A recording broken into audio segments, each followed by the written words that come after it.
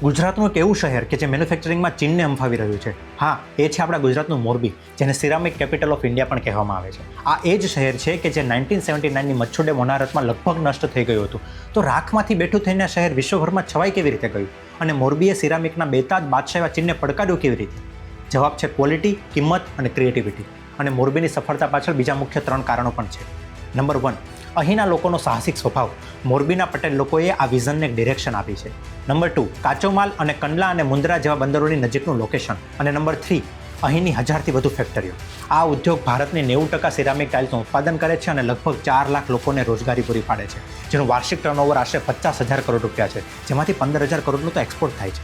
આ જ કારણે મોરબી ચીન પછી વિશ્વનું સૌથી મોટું સિરામિકનું ઉત્પાદન કરતું કેન્દ્ર છે. ભારત સરકારે મોરબીને ટાઉન ઓફ એક્સપોર્ટ એક્સલન્સનો દરજ્જો પણ આપ્યો છે. જોકે ઇન્ટરનેશનલ કોમ્પિટિશન અને ગેસના ભાવ વધારા જેવા પડકારો પણ છે, પણ મોરબીનો ઇતિહાસ સાક્ષી છે કે જેણે દરેક પડકારને તકમાં ફેરવ્યો છે. આ શહેર મેડ ઇન ઇન્ડિયાના સ્વપ્નનું પ્રતીક પણ છે, જે સાબિત કરે છે કે એક નાનું શહેર પણ દ્રઢ નિશ્ચયથી વિશ્વના નકશા પર પોતાની આગવી ઓળખ પણ ઊભી કરી શકે છે.